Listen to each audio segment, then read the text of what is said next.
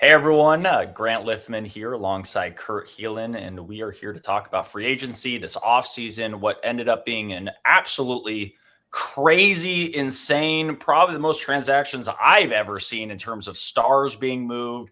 Finally, all the rumor mill, it started hitting there, Kurt. So much happened, and I really want to start talking about who are some teams that got better, teams that probably have a lot more questions than answers, and then also let's give some love to a team that perhaps maybe isn't getting much love for their offseason, but actually improved as well. And let's just get this out of the way. And I'm just going to start off, Kurt. I think you and I are on the same page here. If we're talking about a team this offseason that got objectively better, I mean, it's the Philadelphia 76ers. Yeah.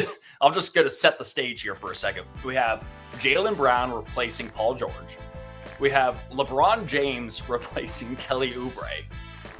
On a smaller note, you have Dean Wade replacing someone like Quentin Grimes. They added Anthony Simons. They have Huck Porty brought in. They drafted LeBaron Philon at 22, which I think is a great steal.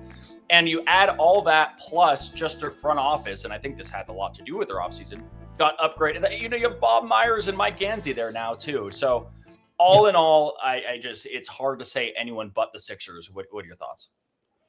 Well, exactly. If they are I don't want to say the low-hanging fruit, they're just the obvious choice. And Mike Gansey might have won himself Executive of the Year in July, right? Like to get Jaylen Brown, but not just get a guy who was 6th in MVP voting last year. You're getting off one of the ugliest contracts in the NBA in Paul George. And yes, you're going to have to pay Jaylen Brown, and Paul George is still when he's healthy, he is still a good player.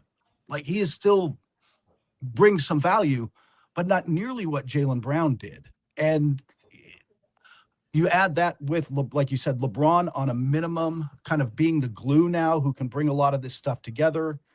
They can use him to initiate the offense and have Maxey off the ball a little more. Like this whole thing just clicks on paper. It really looks good. It was a great offseason. Yeah, the on paper is a key part because a lot of critics, and understandably so, they're being reasonable when they bring up on paper also the usage rates of all these guys. Yeah. So they're going to have to figure it out. It's not going to be seamless. And I liken it to when the Warriors brought in Kevin Durant. People just expected it to be this immediate hit. And also let's talk about the Miami Heat, big three, so many. And their records end up being great, but it's a little choppy at first because there's a lot to figure out, a lot of new dynamics. You have a lot of alpha players out there at the same time. So it could be a little clunky at first. And of course the critics are going to be like, I told you so, but I think you got to preach patience here, especially with a team that's older and might have some injuries. We don't know what's happening with Embiid. He says he's healthy right now. So it's going to be one of those experiments, Kurt, that we may really only can fully grade how they're doing by All-Star break sometimes, or maybe a little before that, December, January. And then also playoffs, right? This is new expectations. Yeah. This is championship contender expectations now. Exactly. And which is why the regular season might be a little rough also, just because you're going to keep LeBron, but especially Joel Embiid and his knees fresh, right? You're going to play him 40 games, 42 games, 45 games. Like you're not going to stress him at all. And you've got to give them time to figure it out together. And I thought the Miami Heat was a perfect example because it took a while for Dean Wade to sorry. Now we're back in Philadelphia. It took Dwayne Wade a while to figure out what he had to sacrifice. Nobody sacrificed like Chris Bosh on that team. Everybody had to make changes to adjust to what they were going to be. And they eventually did and, got the ring for it. Yep. Absolutely. Okay. Let's, I think we can agree that was the team that got objectively better on this one, Kurt, unless you had another wild card in there. I will throw another team in there that I liked. I thought the Toronto Raptors had a spectacular offseason with the caveat that the Kawhi Leonard trade goes through, which everybody around the league, I think, I don't know if you heard differently, everybody expects it to. It's just kind of a when that's going to happen thing now. But I think Kawhi is kind of a perfect fit next to Scotty Barnes in terms of not forcing Scotty to do a lot more shot creation. You can take some of that away. And defensively, they've got Jamal Shed. They've got Colin Murray-Boyles, and those guys are off the bench. That's not counting Kawhi Leonard and Barnes on the wings. There's health questions. There's Jakob Poeltl questions. But I really like Toronto, the way they're built. And by the way, they might be the most fun team to watch in the league this year. Which is funny because just last year I could see a lot of people were kind of like, I'm tired of watching the same old Toronto Raptors. You had guys come, little your ball, my ball, etc. But yeah, Kawhi Leonard on that squad, I agree with you. But it's such a question mark. Is it happening or not? And and I agree with you. People do expect it to happen, but we will see. All right, let's talk about teams with more questions than answers right now. Kurt, you go first on this one. I'm going to talk about the New Orleans Pelicans, and I'm going to sound a lot like the Jeremy Colhane from Saturday Night Live doing his Tucker Carlson impression. Like, what are we doing? What's going on here? Like, you won 26 games last year with a team that didn't tank. Or they didn't have their pick. They didn't try to tank. They won 26 games and were largely healthy. And you run it back with, look, I like Jamal Mosley as a coach. He was a floor raiser in Orlando, but you didn't get whether you trade Trey Murphy or Herb Jones or explore the market for Zion Williamson, which probably isn't great.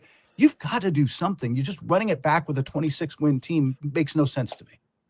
Yeah, I mean, they obviously think they have talent there. Maybe they thought, maybe not Trey Murphy, but maybe they thought they have the chance to maybe make their assets a little better. Maybe if they play better, get a healthy season for DeJounte Murray.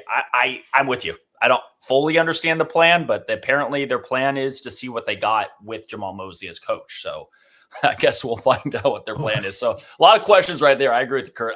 For me, it's Cleveland. Yeah. We saw them again. They had a nice moment getting in the playoffs. They win their series and everyone goes, okay, here we go. This is a new Donovan Mitchell, the guy who's gone further than he had done in the past. And then they stall out and we saw the same Cleveland, and no one fully believes in them to be an actual contender despite a lot of talent. They're bringing back the same core. They miss out on LeBron. They probably thought they were going to get him. They didn't. They signed Mario Hezonja, but okay.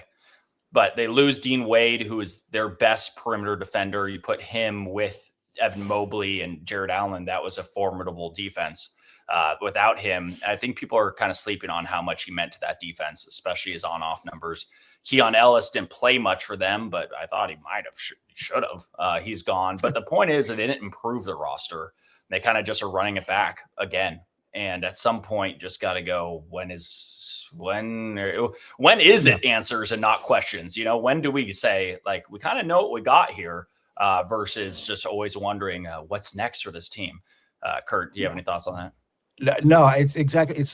Isn't this what every personal trainer always says? If you're not getting better, you're getting worse, right? Like, they stayed the same. They were just flat. And I think they're a little bit worse than they were. Like, the Dean Wade thing does hurt a little bit. And I mean, unless Evan Mobley makes that leap we all keep waiting for him to make, that I'm not sure is coming on offense, I just don't see what this team does that's different or how they go forward from where they were.